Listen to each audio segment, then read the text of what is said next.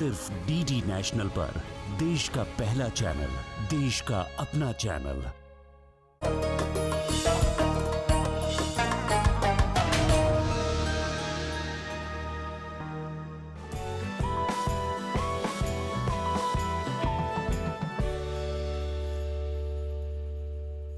आदाब। Income, savings, investment और digital economy पर बेस्ड खास प्रोग्राम पैसा बोलता है लेकर हाजिर हूं मैं, सोनिया सिंह।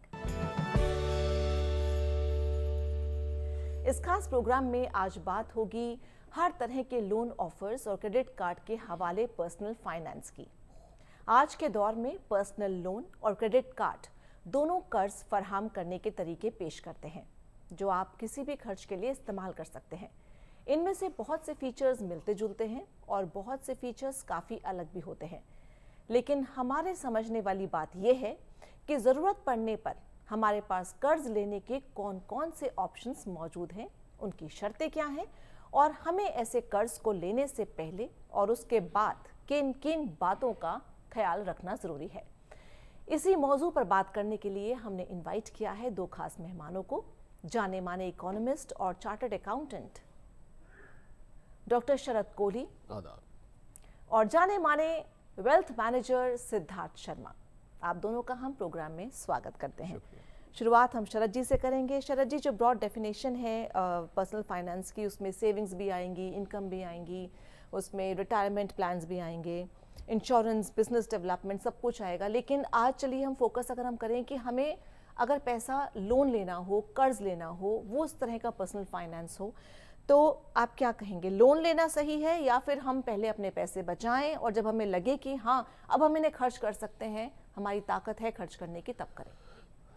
जी हाँ सोनिया, दो तरीके के हालात हो सकते हैं अगर हम लोन की बात करें तो पहले हालात होते हैं कि आपके पास रुपया है, पैसा है और आप जो खर्च करने जा रहे हैं आपको लगता है कि इस पैसे का मैं बेहतर इस्तेमाल कर सकता हूं, तो आप उस पैसे को नहीं इस्तेमाल करना चाहते और फिर भी आप लोन लेना चाहते हैं। इसको हम कहते हैं कि लोन वो लोग ले रहे हैं जिनके पास पैसे हैं। दूसरे किस्म के मुझे लग रहा है हमारे श्रोता या दर्शक जो भी हैं वो ये होते हैं जिनके पास पैसा है ही नहीं, तो वहां तो लोन लेना आपकी मजबूरी हो जाती है। तो हम इन दो हालातों की सोनिया बात मैं करना चाहूँगा। पहले वाले हालात आपने जो सवाल पूछा उससे ज़्यादा वो रेलेवेंट लगता है मुझे कि आपके पास पैसा है पर आप फिर भी लोन लेने की कोशिश कर रहे हैं। मान लीजिए मुझे कोई कार लेनी है या कोई और चीज़ लेनी है, बैंक में मेरे पैसा रखा हुआ है। अब आपने जो सवाल पूछा वो यहीं से निकल के आता है कि क्या मुझे लोन लेना चाहिए, या मान लीजिए मैंने बैंक में एक फिक्स डिपॉजिट करा रखा है। मान लीजिए मैंने 10 लाख की गाड़ी लेनी है और मेरे पास 10-12 लाख का फिक्स डिपॉजिट भी है। क्या मैं इस फिक्स डिपॉजिट को ख़त्म कर और कार ले लूँ, या मैं इसी पैसे से कार ले लूँ और मैं लोन ला लूँ? तो ये बहुत बड़ा एक दुविधा खड़ी हो जाती है हर किसी के सामने। तो इसका जो जवाब है, मेरे ख्याल इसी का जवाब हम तलाशने की कोशिश कर रहे हैं आपके इस सवाल में। इसका जवाब ये है कि आपका जो पैसा बैंक में रखा हुआ है या आपने जहां भी इन्वेस्ट किया हुआ है, वो पैसा आपको कितना रिटर्न दे रहा है।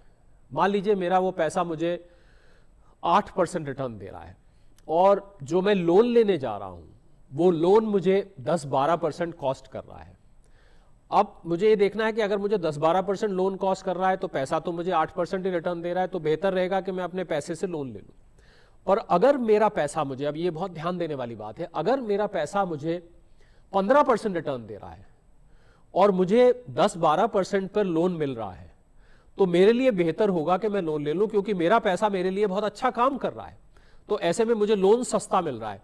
तो अगर आप बहुत अच्छे निवेशक हैं, बहुत अच्छे इन्वेस्टर हैं और आप अपने पैसे पे बहुत अच्छा रिटर्न जनरेट करते हैं, आपको ये अपने ऊपर पूरा विश्वास है कि मैं अपने पैसे पे बहुत अच्छा रिटर्न जनरेट कर सकता हूं, मुझे ये पैसा कार में नहीं फंसाना चाहिए या कार में ये पैसा नहीं लगा देना चाहिए, तो ऐसे हालात में आपको लोन लेना चाहिए। या फिर जो दूसरी कैटेगरी जिसका मैंने जिक्र किया कि मेरे पास तो पैसा है ही नहीं और मुझे कार लेनी भी ज़रूरी है, तो ऐसे में तो फिर मुझे लोन लेना ही लेना पड़ेगा, तब तो आपके सामने चारा ही कोई नहीं है। पर मुझे लग रहा है ये जो आजकल ज़्यादा लोग सोनिया पहली कैटेगरी के होते जा रहे हैं, जिनके पास, या ये भी हो सकता है कुछ पैसा है, कुछ लोन लेना है, कुछ अपने पास से डाल दें, कुछ लोन लेना है। कुछ लोग ये भी मुझे बताते हैं कि हम अपना पैसा अपने पास रखना चाहते हैं कि मान लीजिए कल को किसी और चीज के लिए जरूरत पड़ गया और मैंने अपनी फिक्स डिपॉजिट या इन्वेस्टमेंट उसको खर्च करके खत्म करके और कार ले लिया, तो मेरे पास तो सेविंग्स जीरो हो जाएंगी।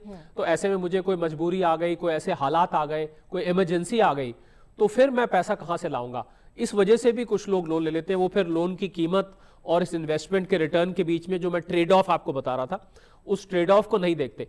तो ये कुछ हालात हैं जिस पर आपका लोन लेना या ना लेना डिपेंड करता है कि पैसा होते हुए भी मैं लोन लूं कि नहीं लूं। ये यहाँ का इसका गोल्डी मीट मटन मसाले, जो आपके हाथ का मटन खाए जिंदगी भर आपका हो जाए। जहाँ जाए रिश्ते बनाए गोल्डी मसाले। जवाब निकल के आता है। बिल्कुल, बहुत बढ़िया। और साथ ही सिद्धार्थ, ये तो चलो तय हो गया कि आप लोन लेना चाहिए आपको कि नहीं लेना चाहिए, वो बता दिया शरद जी ने। लेकिन क्या हर किसी को लोन मिल जाता है?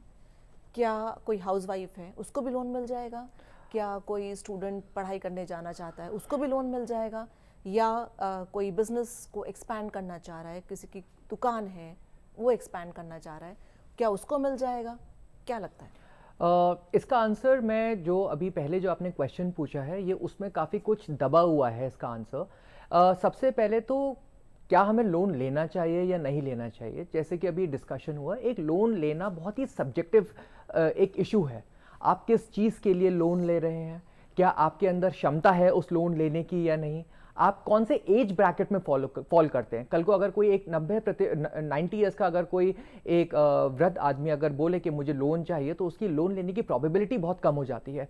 तो सबसे पहले तो आपको ये बहुत डिसाइड करना है कि लोन अगर आपको चाहिए तो किन किन पैरामीटर्स वो हैं जो जिनको आपको जिन मापदंड को आपको रखना है, as a result of it आपको लोन मिल सकता है या नहीं मिल सकता। अब आपका सवाल ये होता है कि कौन कौन सी चीज़ें हैं जहां लोग जिसके लिए लोन्स लेते हैं। तो फॉर एग्जांपल लोग एजुकेशन लोन लेते हैं, जो कि खासकर की काफ़ी देखा गया है, स्पेशली जब बच्चे बाहर एजुकेशन के लिए पढ़ने जाते हैं, फॉरेन एजुकेशन के लिए, और उनको ऐसा लगता है कि उनके पास रिक्विजिट कैपिटल नहीं है, तो लोग फॉरेन लोन अपने एजुकेशन के लिए लेते हैं। हाउसवाइफ्स को भी एक लिमिटेड लेवल तक लोन मिल जाता है, बट इसकी जो अंडरलाइनिंग फीचर ये होता है कि वो किस कैपिटल एसेट्स के बेसिस पर आपको लोन मिलता है। लाइक फॉर एग्जांपल कुछ लोग अपनी एफडीज को प्लेज करके लोन ले लेते हैं। फॉर एग्जांपल एफडीज को गिरवी जिसको हम बोलते हैं, मॉर्गेज जिसको बोलते हैं, उसके अगेंस्ट लोन ले लेते हैं। कुछ लोग प्रॉपर्टीज के अगेंस्ट भी लोन लेते हैं, जिसको लैप बोलते हैं, लोन्स अगेंस्ट प्रॉपर्टी। कुछ लोग अपनी सिक्योरिटीज के अगेंस्ट भी लोन ले लेते हैं, जिसको कहते हैं लैस, लोन्स अगेंस्ट सिक्योरिटीज। अगर ये इस सिक्योरिटीज के अंदर काफी सारे एसेट क्लासेस आ जाते हैं, जैसे फॉर एग्जांपल फिक्स्ड डिपॉजिट्स आ जाते हैं, आप स्टॉक्स के अगेंस्ट भी लोन ले सकते हैं, आप म्यूचुअल फंड्स के अगेंस्ट भी लोन ले सकते हैं। और ये जो लोन है वो आपके डिफरेंट गोल्स को अकम्प्लिश करने के लिए है, चाहे वो आपका एजुकेशन के लिए हो, चाहे वो आपकी प्रॉपर्टी के लिए हो, चाहे वो आपके इनफैक्ट टूर के लिए भी हो, आप उसके लिए भी लोन्स ले सकते हैं अगर आपको कल को बाहर घूमने के लिए जाना है।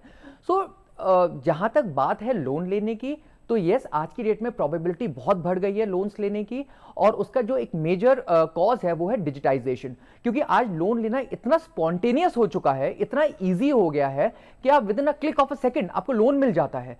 और इनफैक्ट बहुत बार मैं जैसे कि अब ये डिस्कशन आगे बढ़ेगा कि लोन्स किस किस टाइप के होते हैं, कैसे होते हैं, तो हम उसमें डिस्कस भी करेंगे कि वो कैसे वो पॉसिबल है। सो इन दैट केस मैं आपको यही बोलना चाहूंगा कि हाँ, डिफरेंट तरीके होते हैं, डिफरेंट गोल्स के लिए लोन लिए जाते हैं। As a result of it loan लेना बहुत ही आसान हो चुका है, जिसके कारण लोग आजकल इस स्ट्रैटेजी या इस कॉन्सेप्ट की तरफ बढ़ते जा रहे हैं। जी, तो शरद जी, जैसे कि अभी सिद्धार्थ ने भी बताया कि अगर कोई प्रॉपर्टी है तो उसके अगेंस्ट भी लोन मिल सकता है, एफडी है तो भी मिल सकता है। तो ये किस तरह की है, secured loan versus unsecured loan कैसे होते हैं? जी हाँ, आपने बिल्कुल ठीक कहा सोनिया, कि दो किस्म के लोन होते हैं, एक सिक्योर्ड होते हैं और एक अनसिक्योर्ड होते हैं। देखिए, जो लोन देने वाला है, अगर मान लीजिए मुझे किसी को लोन देना है, तो मैं क्या देखूंगा? मैं ये देखूंगा कि वो व्यक्ति, वो शख्स लोन को वापस भी कर पाएगा कि नहीं कर पाएगा। पहली चीज़ मैं ये देखूंगा। दूसरा, मैं ये भी देखूंगा कि जिस मियाद के लिए मैं दे रहा हूँ, मान लीजिए मैं 5 साल के लिए दे रहा हूँ, मैं 7 साल के लिए दे रहा हूँ, क्या ये शख्स उस समय तक लोन को झेल पाएगा, और इसको हम लोन सर्विसिंग कहते हैं। और तीसरा आखिरी मैं देखूंगा कि जो ब्याज मैंने लोन के ऊपर रखा है, जो इंटरेस्ट रखा है, क्या ये शख्स उस लोन का इंटरेस्ट दे पाएगा कि नहीं दे पाएगा, या ये इतना बर्दाश्त कर पाएगा कि नहीं कर पाएगा। अब इसी के बेसिस पे ये सिक्योर्ड अनसिक्योर्ड लोन होते हैं, खासकर जो मैंने सबसे पहला सवाल उठाया, क्योंकि देने वाले के मन में सबसे बड़ा जो डाउट होता है वो होता है कि अगर ये शख्स लोन को नहीं वापस दे पाया तो मैं क्या करूंगा। यहीं से ये लोन सिक्योर्ड और अनसिक्योर्ड का कॉन्सेप्ट निकलता है। तो ज्यादातर लोन्स हमने देखा है, कुछ एक अगर हम छोड़ दें, आजकल हालांकि अनसिक्योर्ड लोन्स काफी होते हैं, पर ज्यादातर लोन्स सिक्योर्ड होते हैं। और ये सिक्योर्ड लोन्स लोग अगर इसको अपने जहन में आसानी से समझना चाहें तो पुराने ज़माने में आप देखा होगा वो साहूकार होते थे, और वो पुरानी फिल्में आप देखें उठा के तो वहाँ आपको देखता था वो कागज़ लेके जाता था, पॉन शॉप, अपने घर के पॉन शॉप होती थी, या घर का कोई सामान उठा के, कोई महंगा जेवर उठा के ले गए, या कोई महंगा बर्तन होता था वो ले जाके रख दिया जाता था। वहीं से ये सिक्योर्ड लोन्स का जो सिलसिला ये शुरू हुआ।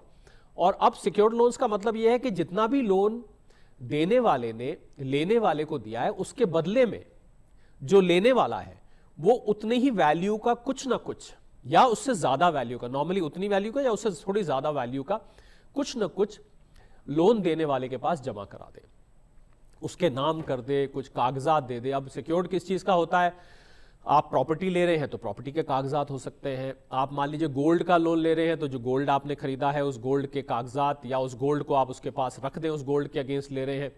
आप मान लीजिए एफडी के अगेंस्ट, अभी सिद्धार्थ ने जिक्र किया, तो एफडी ले रहे हैं तो एफडी को उनके पास रख दीजिए, एफडी को प्लेज कर देना कहते हैं। बेसिकली जितना आपने लोन लिया है उसके बराबर की वैल्यू आप लोन के देनदार वाले के पास रख दें, जिससे कि वो ये निश्चिंत रहे कि अगर आप किसी हालात में भी कर सकता है। ये हो गए सिक्योर्ड लोन्स। अब इसमें देने वाला बहुत अपने आप को सेफ महसूस करता है, उसको लगता है कि भाई ठीक है, अगर आप लोन दे रहे हो अच्छी बात है, पर अगर आप नहीं दे पाते तो मेरे पास एक ऐसा हथियार है जिसका मैं इस्तेमाल कर सकता हूं। दूसरी तरफ आते हैं अनसिक्योर्ड लोन्स, जो आजकल बहुत हो गए हैं, जो सबसे ज्यादा जहां तक लेंडर्स की बात है उनके लिए खतरनाक लोन माने जाते हैं, क्योंकि उसमें कोई सिक्योरिटी नहीं होती है, या तो सिक्योरिटी नहीं, और आपने सिक्योरिटी कुल 10-20 हज़ार की रख दी। और नॉर्मली आजकल मैंने देखा है सोनिया, ये जो सरकारी कैटेगरी के लोन्स हैं, जैसे मैं एग्जाम्पल लेता हूं, एक सरकार ने लोन स्कीम लॉन्च की है जिसको मुद्रा योजना कहते हैं, और मुद्रा योजना के अंतर्गत खासकर महिलाओं ने इसको बहुत अवेल किया है। 43 करोड़ से भी ज्यादा लोन बांटे गए, 22.5-23 लाख करोड़ के लोन बांटे गए। मैं ये नहीं कहता कि सबके सब अनसिक्योर्ड है, पर इसमें काफी लोन्स अनसिक्योर्ड है। अनसिक्योर्ड में जो लोन देने वाला है उसके पास कुछ ऐसी चीज नहीं है कि अगर जिसने लोन लिया है वो फॉल्टर करता है, वो गड़बड़ करता है, वो नहीं वापस कर पाता, तो उसको बेच के वसूल ले। नॉर्मली देखा गया है सोनिया के जो अनसिक्योर्ड लोन्स की जो ब्याज की दर होती है वो थोड़ी सी महंगी होती है, क्योंकि देने वाले का रिस्क ज्यादा है, तो वो रिस्क का रिटर्न भी चाहता है कि मैं अपना पैसा ऐसी जगह दे रहा हूं जहां पर कल को अगर नहीं आया तो मेरे पास फिर कोई तरीका नहीं रह जाता है वसूलने का। हालांकि कानूनी दांव पेच तो दोनों ही हालात में आपके पास वो ऑप्शन रहता है, पर ऐसा लोग मानते हैं कि कोर्ट कचहरी के चक्कर में या सालों लग जाते हैं, तो भाई अपनी तरफ से लोन ऐसा दिया जाए जो सिक्योर्ड हो। तो अनसिक्योर्ड लोन्स की थोड़ी सी ब्याज दर फालतू होती है। नॉर्मली देखा गया कि किसी स्कीम के अंतर्गत किया जाता है, और फॉल्टरिंग या डिफॉल्ट रेट जिसको कहते हैं वो अनसिक्योर्ड लोन में ज्यादा देखा जा भी सकता है, नहीं भी। हालांकि मैं तो कुछ ऐसी एजेंसीज को जानता हूं सोनिया, आपको बताना चाहूंगा, या मेरे ख्याल आज पैसा बोलता है कि दर्शक भी जानना चाहेंगे।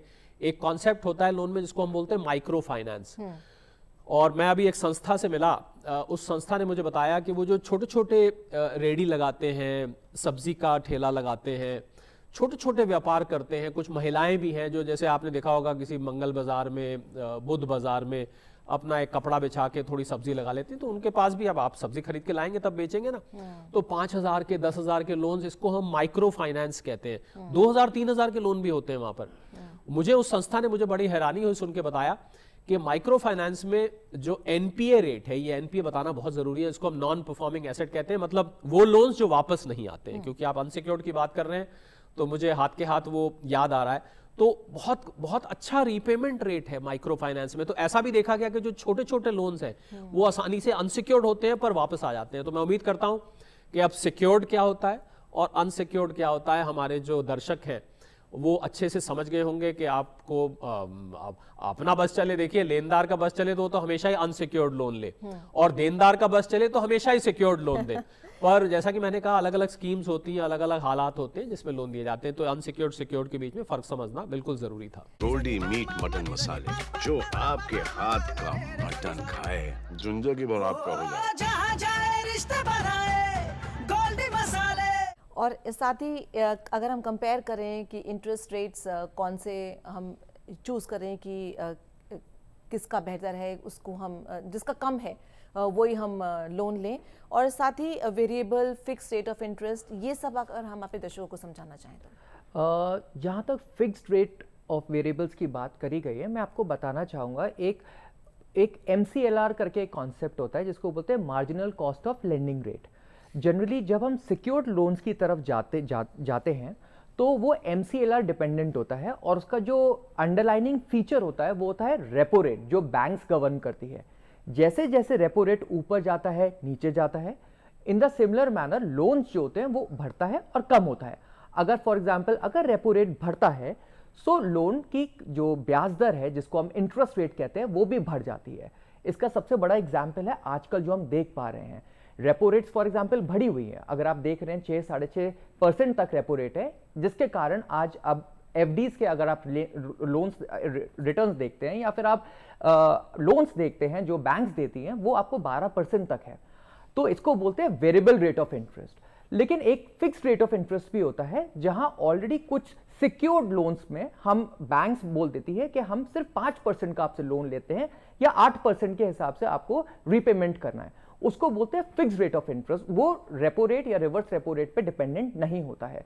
सो बेसिकली जहां वेरिएबल रेट ऑफ इंटरेस्ट की बात करते हैं वो एक MCLR डिपेंडेंट टर्म होता है जो कि आपका रेपो रेट और रिवर्स रेपो रेट पे गवर्न करता है, और जो एक फिक्स रेट ऑफ इंटरेस्ट है या फिक्स्ड लोन्स की एक रेट है, वो जैसे नाम आपको सजेस्ट कर रहा है वो कॉन्स्टेंटली सेम रहता है। मतलब आई मीन 5% अगर आप दे रहे हैं तो ऑन द होल आप 5% के हिसाब से ही आप उसका रीपेमेंट कर रहे हैं।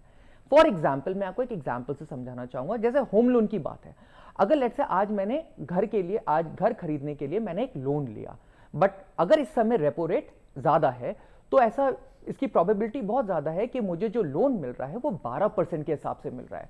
बट क्योंकि होम लोन का जो एक कार्यकाल है, जिसको हम पीरियड कहते हैं या अवधि कहते हैं, लेट्स से वो 20 ईयर्स की है, तो हम देखेंगे कि जैसे जैसे रेपो रेट चेंज होता जाता है, या फॉर एग्जाम्पल आप 1 साल बाद देखेंगे कि रेपो रेट की जो ब्याज दर है वो कम हो जाएगी, तो इन द सिमिलर मैनर आपके जो लोन्स हैं, आपके जो लोन की जो रीपेमेंट होगी वो भी आपकी कम ब्याज दर पे होगी।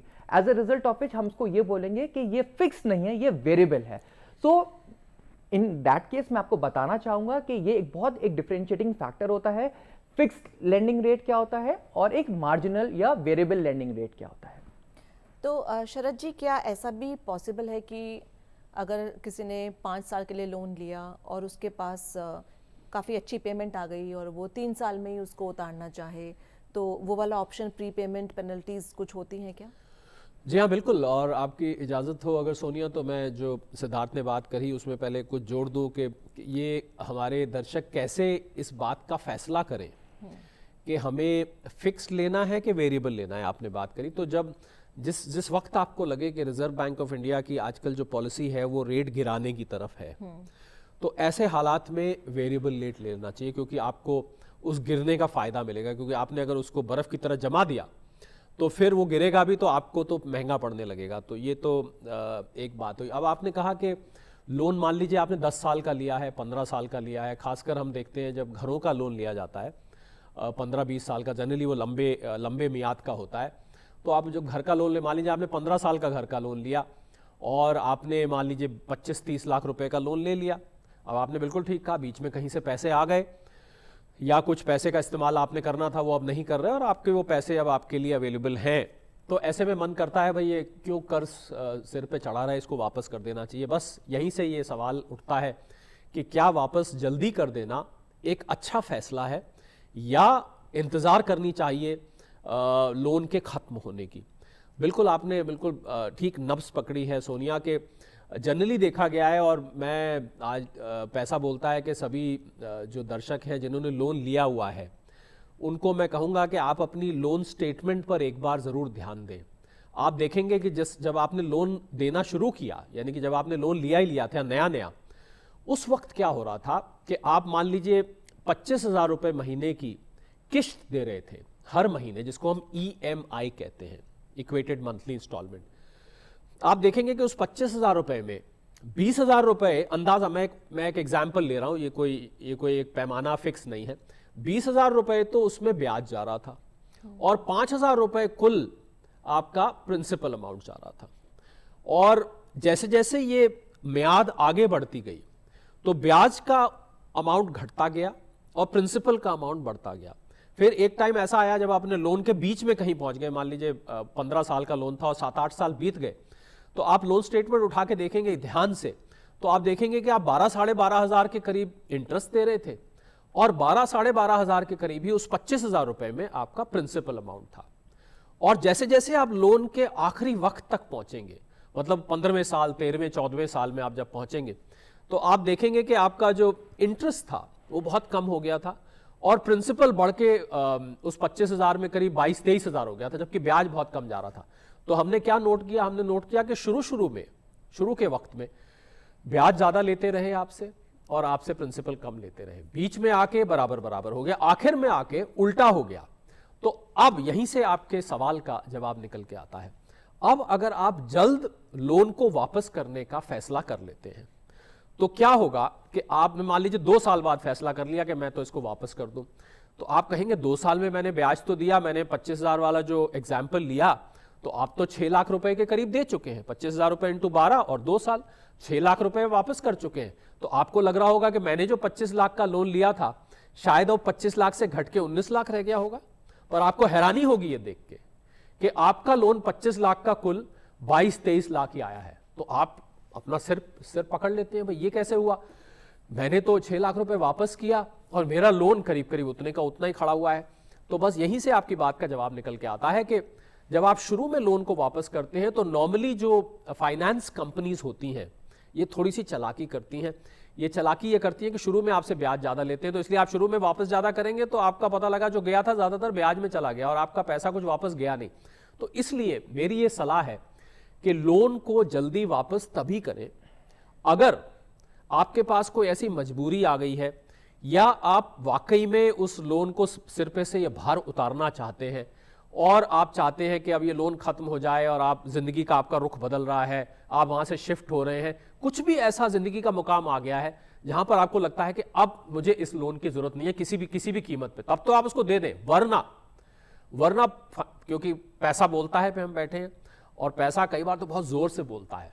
क्यों? पैसा ये बोलता है कि आप जल्दी लोन वापस करके अपना नुकसान कर लेंगे। क्यों?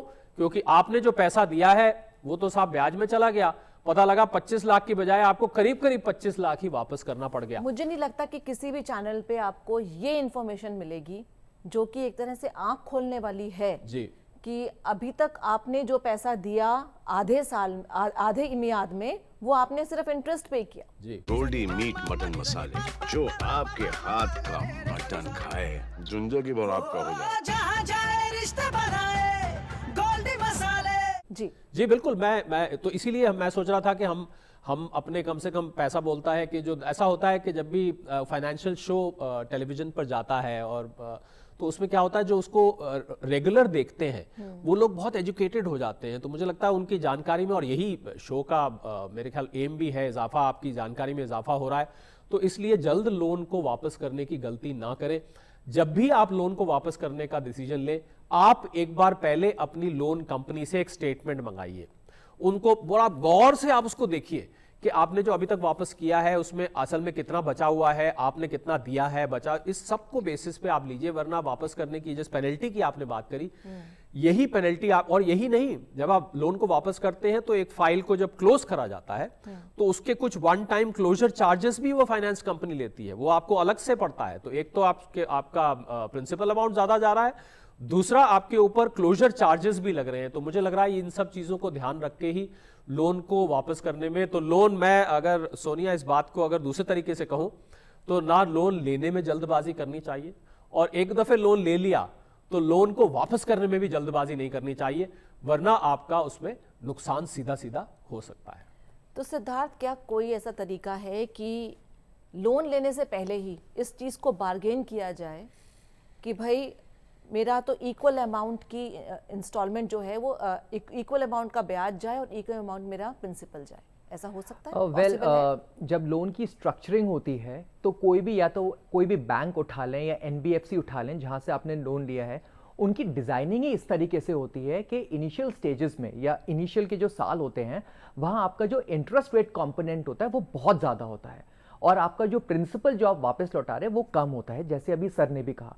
एंड ग्रेजुअली आप देखेंगे कि बीच में मतलब लेट्स से अगर 20 साल का लोन है तो 8वें या 10वें साल के आसपास आप इक्वल इंटरेस्ट रेट और इक्वल प्रिंसिपल आप लौटा रहे हैं।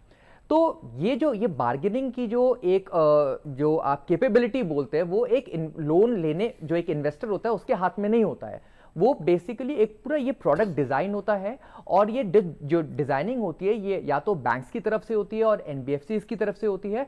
तो इसमें जो पर से जो एक जो लोन लेने वाला होता है बेनिफिशियरी उसके ऊपर ज़्यादा कुछ कंट्रोलिंग अथॉरिटी नहीं होती है। तो as a result of it ये इंस्टीट्यूशंस ही डिसाइड करते हैं कि आपको वेदर आपको सिक्योर्ड में जाना है, अनसिक्योर्ड में जाना है और किस किस तरीके से आपकी ब्याज दर घटेंगी या फिर आपको कितना प्रिंसिपल लौटाना है, कितना इंटरेस्ट लौटाना है।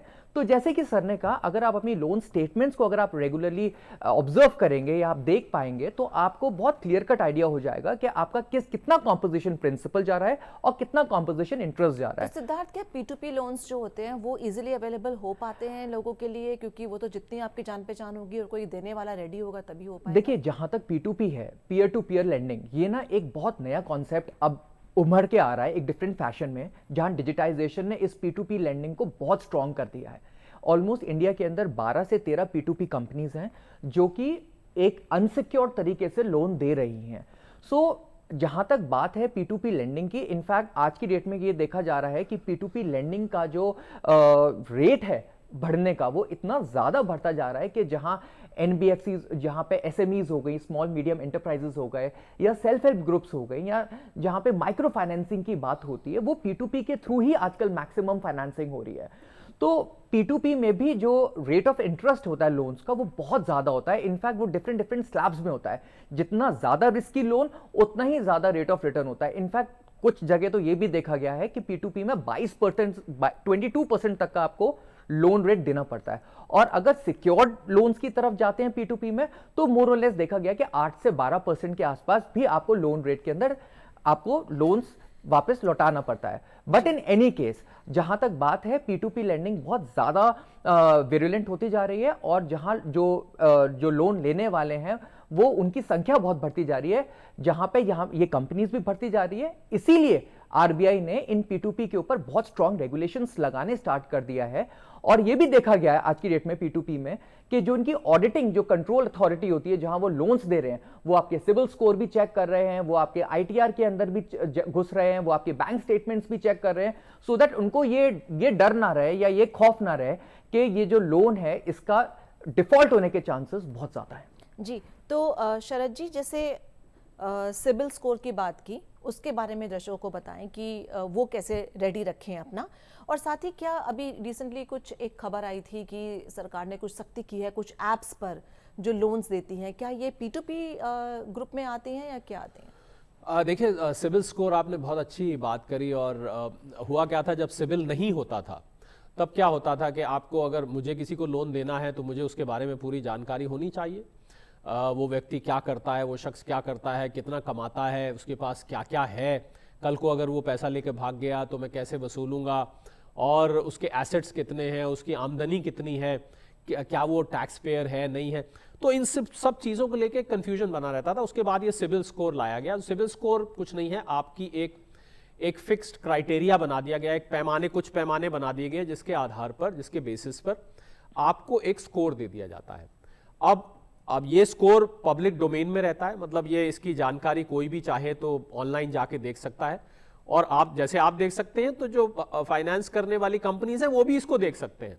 तो कोई भी, और ये कैसे बनता है, जैसे मान लीजिए आपके पास कोई क्रेडिट कार्ड है, आपने उसका रीपेमेंट में गड़बड़ी करी, कोई आपने लोन ले रखा है उसकी आपने गड़बड़ी करी, कहीं किसी बैंक के साथ आपने कुछ ऐसी डीलिंग करी जिससे कि आपके ऊपर कुछ सवाल खड़े हो गए, तो इन सबको मिला जुला के ये सिबिल स्कोर बनता है। और ये ऑनलाइन डिजिटल वर्ल्ड में एक स्कोर होता है और इसके बेसिस पर हाउसिंग फाइनेंस कंपनीज ये डिसाइड करती हैं कि आप लोन लेने के काबिल हैं या नहीं है, पहली बात। दूसरा, आप कितने लोन लेने के काबिल हैं। तीसरा, क्या आप इस लोन को वापस कर पाएंगे कि नहीं कर पाएंगे। तो इस पैमाने से आपका एक तरह से खाका खिंच जाता है कि ये शख्स वाकई में लोन देने के काबिल है या नहीं है और कितने लोन देने के काबिल है। दूसरा, आपने बात करी लोन एप्स की। जी हाँ, ये बहुत इनका बहुत जिक्र रहा पीछे और बहुत खबरों में भी बने रहे लोन एप्स, खासकर जो चाइना से आने वाले लोन एप्स थे उनके बारे में, क्योंकि ये लोग क्या करते थे, आप एक ऐप डाउनलोड करिए और आपको मान लीजिए 10, 20, 50 हज़ार रुपये चाहिए, उस पर आपने KYC डाला, आपने आधार डाला, ये डाला और उसके बाद फौरन पैसे पता लगा आपके बैंक में आ गए। तो ये तो लोगों को बहुत आसान लगने लगा, ये तो बहुत आसान तरीका है भाई, कोई बैंक जाने की जरूरत नहीं, किसी को फ़ोन करने की जरूरत नहीं, किसी की मिन्नतें करने की जरूरत नहीं, आपने तो सीधा अगर पेपर्स अपलोड किए और पैसे आपके बैंक में आ गए। और वहीं देखा गया कि कुछ खासकर जो चाइना से आने वाली ऐप्स थी उसमें कुछ शरारती लोग बीच में थे, उन्होंने लोगों को धमकी देनी शुरू कर दी। जहां 20,000 रुपये वापस लेने थे वहां 2-2 लाख रुपए उनको धमकाकर, उनके ऊपर गलत इल्ज़ाम लगाकर, उनके दोस्तों को, रिश्तेदारों को फ़ोन कर करके उनकी बेइज्जती करके, इस तरीके से ब्लैकमेल करके उन्होंने 2-2 लाख रुपए तक वसूले। तो मैं समझता हूं कि ये जो लोन ऐप्स के जरिए आप लोन लेते हैं, इसमें आपको बहुत ही केयरफुल रहना चाहिए। हालांकि सरकार ने बहुत कार्रवाई करी पीछे और इन चाइनीज लोन ऐप्स को बंद कर दिया गया है, बहुत सारी लोन ऐप्स को बंद कर दिया है, कुछ लोगों के ऊपर कानूनी कार्रवाई भी करी जा रही है। पर फिर भी अगर आपको कोई डिजिटल प्रोसेस से लोन मिल रहा है और आसानी से मिल रहा है, तो आपको इसमें बहुत ख्याल रखना चाहिए, क्योंकि ये ना हो कि आपने जब अपने कागजात दिए तो उन कागजातों का गलत इस्तेमाल कर आपके बैंक अकाउंट से कुछ पैसे निकाल लिए जाएं, या आपको कल को फिर वही धमकियों के कोई फोन आने लग जाए। तो मुझे लग रहा है ये भी एक तरह की P2P लेंडिंग ही है सोनिया, अगर आपने जो उसको कहा पीयर टू पीयर लेंडिंग है। पर इसमें बहुत ही ध्यान से आप जब भी, मैं तो ये सलाह दूंगा आज DD उर्दू के दर्शकों को कि जब भी आप लोन लें तो आप किसी रिकग्नाइज्ड एजेंसी से, किसी मान्यता प्राप्त एजेंसी से ही लोन लें। आप ये जो छोटी मोटी कंपनी जिसके बारे में आपने कभी सुना नहीं है, खासकर अगर आपको उस लोन पर ब्याज की दर एब नॉर्मल दिख रही है, मतलब वैसे आपको लोन मिलता है 10-12% पे, पर आपकी मजबूरी का फायदा उठा के, आपकी उस जरूरत का फायदा उठा के, आपके हालात का फायदा उठा के अगर कोई कहता है कि लाइए मैं आपको 18-20% पे लोन देते हैं, हम एक दिन में दे देंगे, बैंक से आप लेंगे तो 1 महीना लग जाएगा। अब मरता क्या ना करता, जिसको पैसे की जरूरत है वो आंख बंद करके वहां से पैसा उठा लेता है, बस वहीं से वो फंस जाता है। उसके बाद मतलब उस लोन को सर्विस करना भी बहुत मुश्किल हो जाता है। आप सोचिए 18-20%, 22% की अभी इन्होंने बात करी थी, इतना बड़ा ब्याज आप कहां से देंगे। तो मुझे लग रहा है कि ये जो एप्स के जरिए लेंडिंग है अच्छी हैं, आपके प्रोसेस को सिंपल कर देती हैं, आपको लोन जल्दी मिल जाता है। पर अगर आपको जरा भी शक व शुबा है तो आपको ऐसे ऐप्स के चक्कर में नहीं पड़ना चाहिए। आपको हमारे जो भारत सरकार के, गवर्नमेंट ऑफ इंडिया की बैंक्स हैं उनसे लेना चाहिए, या जो रिकग्नाइज प्राइवेट बैंक्स हैं उनसे लेना चाहिए, या जो लाइसेंस्ड NBFCs है जिनको नॉन बैंकिंग फाइनेंसिंग कंपनीज कहती हैं, जो रिजर्व बैंक ऑफ इंडिया के मॉनिटरिंग में काम करती हैं, उनसे लोन लेना चाहिए। मुझे लग रहा है ऐप से बहुत सोच कर समझ कर लोन लेना चाहिए। बहुत सारे लोग सोनिया इसमें फंस चुके हैं, बहुत सारे लोग आपको मानेंगे लाखों रुपए का नुकसान कर चुके हैं और अपने सबसे बड़ी बात, अपने मन का सुकून भी गंवा चुके हैं। बिल्कुल, और कई ऐसी खबरें भी आई जो कि काफ़ी डरा देने वाली हैं। ऐसे में अगर हम बात करें क्रेडिट कार्ड्स की, तो क्रेडिट कार्ड तो आपकी पॉकेट में है, आप जब चाहें जैसे चाहें उसको इस्तेमाल करें, जितना चाहें खरीद लें, एक लिमिट होती है उसकी, उसको यूज़ कर लें। तो क्रेडिट कार्ड को अगर हम एनालाइज करें, उस पर लोन लेना यानी कि उससे बाय करना, वो किस तरह का कंपैरिजन रहेगा दूसरे लोन से। हालांकि ये क्रेडिट कार्ड का लोन प्रॉबली आप छोटी लिमिट्स ही होंगी, शायद मैक्सिमम आई थिंक 5 लाख होगी या किसी की 6 लाख होगी, तो कैसा रहेगा इसको? क्रेडिट कार्ड का जो मेन कॉन्सेप्ट है वो तो बाय नाउ पे लेटर पे डिपेंडेंट है। क्रेडिट कार्ड से आजकल बहुत कंपनीज के टाई अप्स होते जा रहे हैं, जहां से आपको इजी EMIs पे आपको लोन्स मिलने स्टार्ट हो गए हैं। आप लैपटॉप खरीदने जाएं, वो आप क्रेडिट कार्ड से अगर आप पेमेंट करेंगे ऑन स्मॉल इंस्टॉलमेंट्स आपको लोन मिल जाता है। आप वॉच खरीदने जाएं तो आप क्रेडिट कार्ड के थ्रू आप लोन्स पे कर सकते हैं। तो क्रेडिट कार्ड आपको बहुत सारी फैसिलिटीज़ भी देता है, जहां आपके लोन्स या फिर उसके जो रिटर्न्स है वो कम हो जाते हैं। लेट्स से फॉर एग्जांपल आपको क्रेडिट कार्ड के थ्रू 5% की जगह लेट्स से 3% के ब्याज दर पे आपको लोन मिल जाता है। वो तब होता है जब कंपनीज के टाई अप हो जाते हैं क्रेडिट कार्ड से। लेकिन इसमें ध्यान एक चीज़ का देना बहुत ज़रूरी है कि आप डिफ़ॉल्ट ना करें अपने लोन्स पे, क्योंकि क्या होता है जब ये क्रेडिट कार्ड अपनी पेनल्टीज़ लगानी स्टार्ट करती हैं, वो इतना एक्सटेंडेड लेवल पर पेनल्टीज लग जाती है कि आपके जो पेनल्टीज मतलब लेट्स से अगर आपको 5 तारीख आपका ड्यू डेट है और आप 5 तारीख तक उसका पेमेंट नहीं करते हैं या 6 या 7 को पे करते हैं, तो आप देखेंगे कि आपकी पेनल्टी मोर देन 50 टाइम्स तक बढ़ जाती है। So as a result of which अगर आप क्रेडिट कार्ड के थ्रू लोन्स ले रहे हैं तो उसमें कुछ गलत नहीं है। ध्यान देने की बस बात यह है कि आप उन लोन्स को प्रॉपरली आप उनको सर्विस कर पाएं। As a result of which आप प्रॉपर आपकी इंस्टॉलमेंट जिस तरीके से जा रही है, लेट्स से वो 2 साल का लोन है, 3 साल का लोन है, 4 साल का लोन है, आप अपने ब्याज दर को आप उनको ऑनर कर रहे हैं और आप अपने क्रेडिट कार्ड के थ्रू भी पेमेंट कर रहे हैं।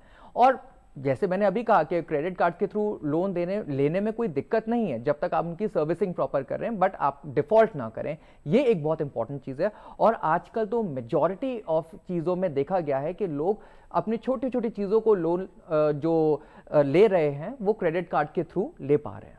तो शरद जी, जैसे क्रेडिट कार्ड हो, उसका एक तो हो गया लेट पेमेंट फीस और एक हो गई उसकी मिनिमम पेमेंट, तो ये अगर आप डिफरेंशिएट कर पाए। जी हाँ, बिल्कुल। देखिए, ये समझना जरूरी है कि क्रेडिट कार्ड का 2 तरीके से इस्तेमाल किया जाता है। एक क्रेडिट कार्ड को हम बोलते हैं चार्ज कार्ड, मतलब क्रेडिट कार्ड पे एक डेट होती है जब आपकी स्टेटमेंट आती है, वो नॉर्मली 15-20 दिन बाद की होती है। अगर आप उस मियाद के अंदर दे देते हैं तो आपका वो पैसा आपको फ्री का क्रेडिट मिल जाता है।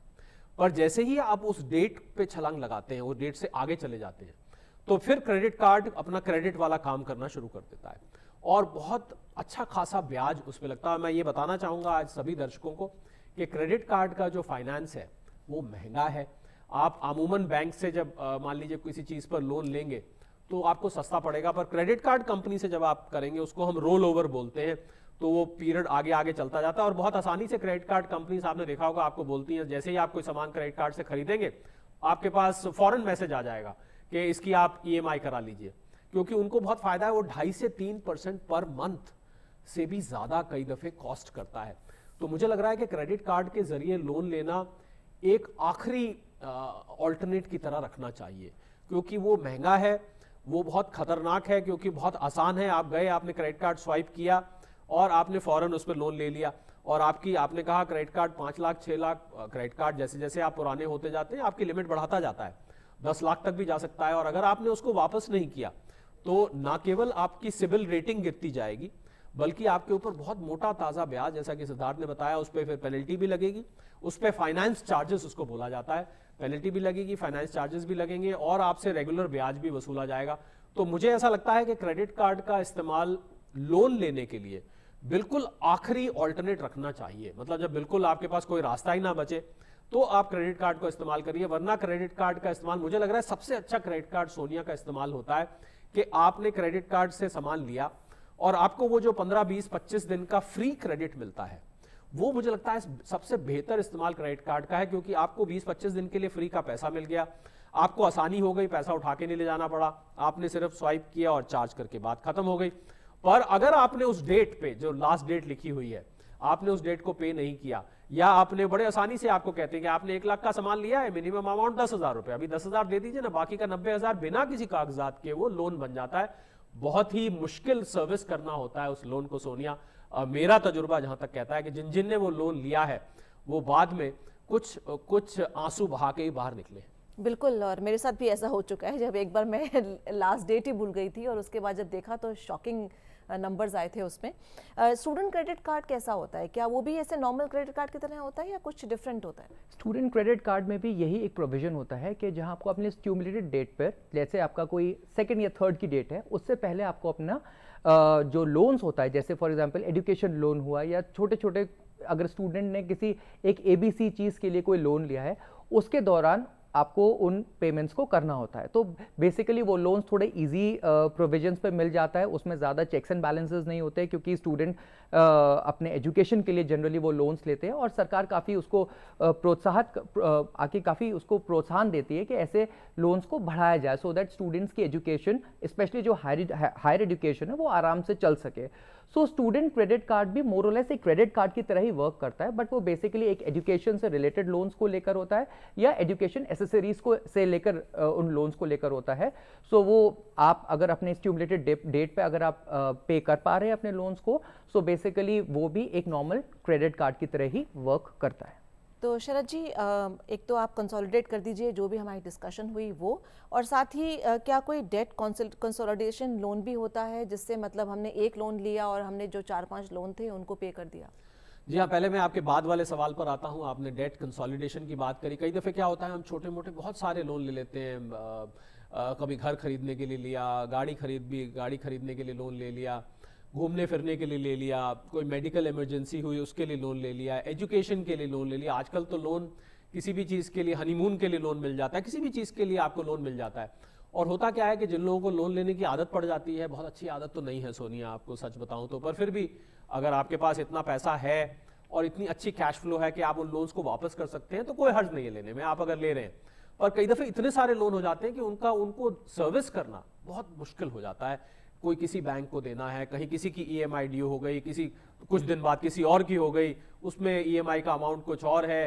तो मुझे लगता है वो सरदर्दी को बचाने के लिए कंसोलिडेशन लोन लिया जाता है। कंसोलिडेशन लोन में जब बहुत सारे लोन्स को हम मिलाकर कोई एक बैंक या फाइनेंस एजेंसी आपके पास आती है, वो कहती है कि आपके सारे लोन्स को हम एक ही छतरी के नीचे एक ही लोन में बना देंगे। इससे आपको अलग अलग बैंक से डील नहीं करना पड़ेगा, अलग अलग EMIs नहीं देनी पड़ेंगी, अलग अलग किस्म के ब्याज नहीं देने पड़ेंगे, अलग अलग मियाद जो लोन की बनी है वो भी सब समेट के, तो इसको हम कंसोलिडेशन लोन कहते हैं।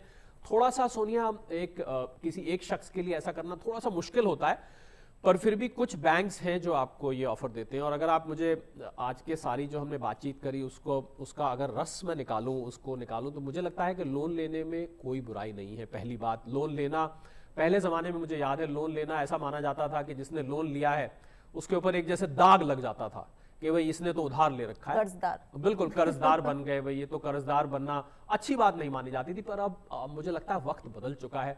लोन जितनी आसानी से आजकल मिल जाते हैं, हर काम के लिए लोन मिलता है, तो लोन लेने में कोई बुराई नहीं है। बस आपको दो चीज़ों का ध्यान रखना है। एक कि आपके जो आप लोन ले रहे हैं उस लोन लेने को वापस करने की आप में कैपेबिलिटी होनी चाहिए, मतलब आप उस लोन को आसानी से चुका सकें।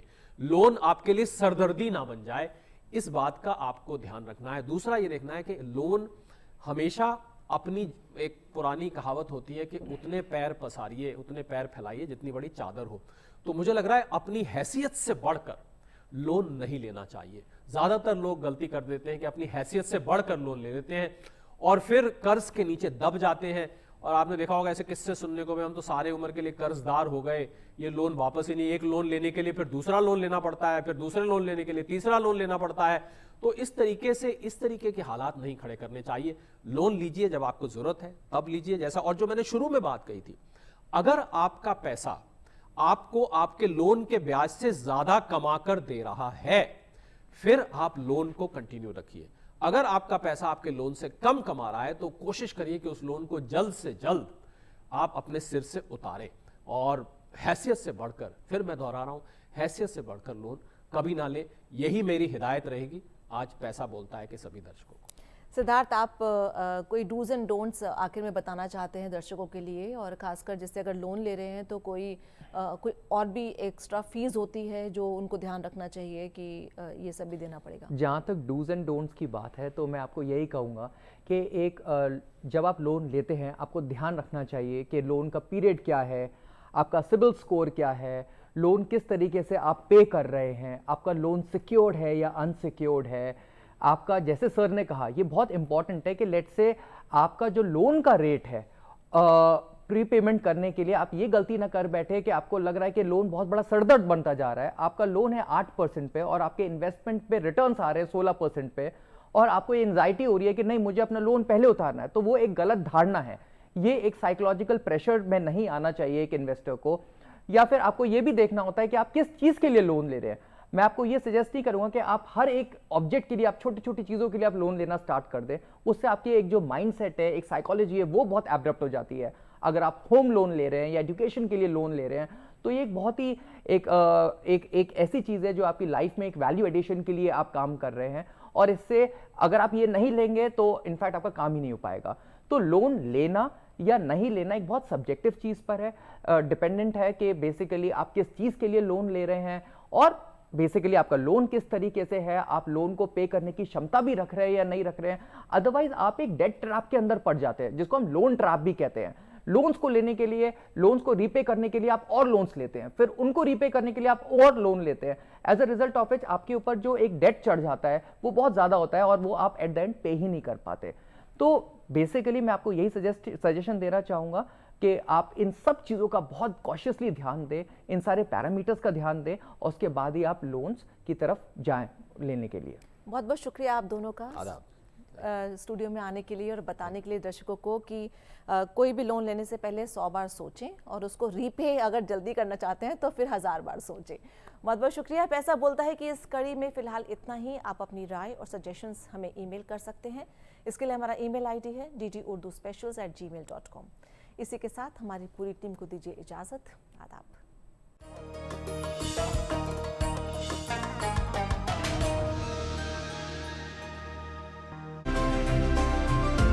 है तो ये किताब मुख्तसर तलखीस है, लेकिन मुतरजिम ने या जिन्होंने तलखीस किया है उन्होंने जो किताब असल किताब का निचोड़ इसमें शामिल है और ये किताब सिर्फ 90 पेज की है। और यह जो किताब है प्रवासी क्रांतिकारी, जिसे जगदीश प्रसाद चतुर्वेदी ने लिखा है, बहुत बारीकी के साथ लेखक ने कुछ ऐसे क्रांतिकारी के बारे में बताया है इस किताब में, और जिन्होंने मतलब बहुत तो सुखी संपन्न लोग थे, वो बड़े व्यापारी थे, लेकिन जब देश की बात आई तो देश के लिए वे संघर्ष करने को तैयार हो गए। डीडी उर्दू का नया किताबी सिलसिला किताब कायनात, बरोज़ पीर रात 9:30 बजे और बरोज़ मंगल दिन में 1:30 बजे। सब लोग हंस रहे थे कि उल्टा पहन लिया, माँ बाप इस पे खुश थे कि जूता पहन लिया। मुफलिसी ये बता गरीबों पर, अरे कौन सा जुल्म तू नहीं ढाती। तुमको क्या अच्छा लगता है तुम ही बतलाओ साथी, मुझको अपने बचपन वाला गांव सुहाना लगता है। मुझे कहते सभी उर्दू, सखी हिंदी हमारी है। लो आज हार के हम भी जबान खोलते हैं, तुम्हारे शहर के आईने झूठ बोलते हैं। हमारी खास पेशकश कवि हाजिर है, बरोज हफ्ता रात 8 बजे और बरोज इतवार रात 8 बजे सिर्फ डीडी उर्दू पर। दोस्तों, जब दूरियां हो तो उसे मिटा देता है टेलीफोन। मेरे पिया के रंगून किया है वहाँ से टेलीफोन। इजहारे दिल का एक जरिया है टेलीफोन। प्यार की बातें हमको ना समझाओ। खुशियाँ और गम बांटने का साधन है टेलीफोन। हाँ, मेरी एक दीवानी मुझे टेलीफोन करती है। जी हाँ, टेलीफोन पर फिल्माए सुपर हिट सॉन्ग्स और उनसे जुड़े दिलचस्प किस्से जानने के लिए देखिए rangoli. What is mobile number?